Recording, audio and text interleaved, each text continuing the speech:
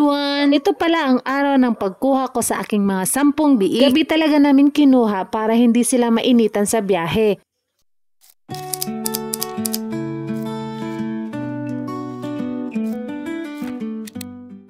At para sa mga nagtanong kung magkano na raw ang mga biik ngayon, well mga ka-farmers, wag na kayong mag-alala dahil meron na rin nagbibenta ng mga mababang presyo sa mga biik nang dahil sa wala na masyadong bumibili ng mga biik o gustong mag-alaga, nang dahil na rin yan sa pagbili ng mga buyer na sobrang mura para sa mga ihawing baboy. Ito naman ang presyuhan ng iba. Para sa wild pig o bisayang baboy, nagkakahalaga lang ng 2,500 to 3,000. At para sa mga hybrid, nagkakahalaga na rin ng 3,000 to 3,500. Kaya kung may nagbibinta sa inyo ng mga hybrid na 4,000 pesos pa rin, obserbahan mo muna mga ka-farmers kung sakto yung laki sa 4,000 pesos mo. Dahil kung sa puhunan pa lang ng mga biik ay sobrang mahal na, ibig sabihin simula pa lang ay papunta ka na sa palugi mo. At kung tungkol naman sa feeds o pagkain ng baboy na hindi pa rin bumababa, huwag mong masyadong isipin yun mga ka-farmers. Dahil maraming paraan para lumaki yung mga alagang baboy mo na hindi sobra kalaki ang gastos. Dahil itong mga 10 biik ko na ito, hindi ko lang sila papakainin ng puro feeds lang. Dahil ibabalik ko kung ano yung nakasanayan namin ng mama at papa ko dati sa pag-aalaga ng mga baboy. Malalaki naman yung mga alagang baboy namin dati kahit hindi puro feeds ang kinakain. Grabe talaga kung puro feeds mga ka-farmers. Talagang mabubutas yung bulsa mo. Experience ko yan ngayon sa 12 baboy ko na inalagaan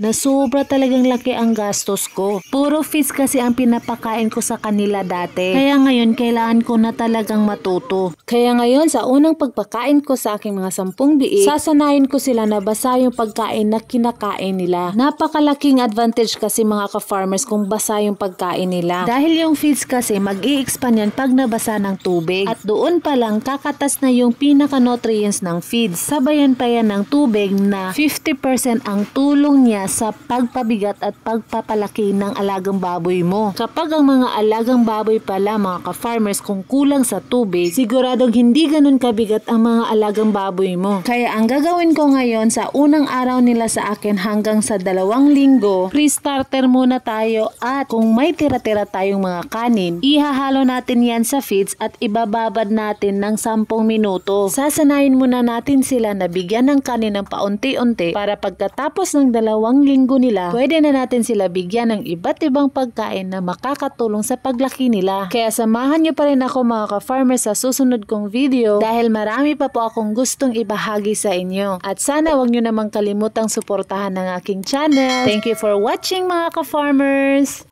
Adi, bye Teres ako. Hi! Naman na rin siya kapanglaag. See you next time guys!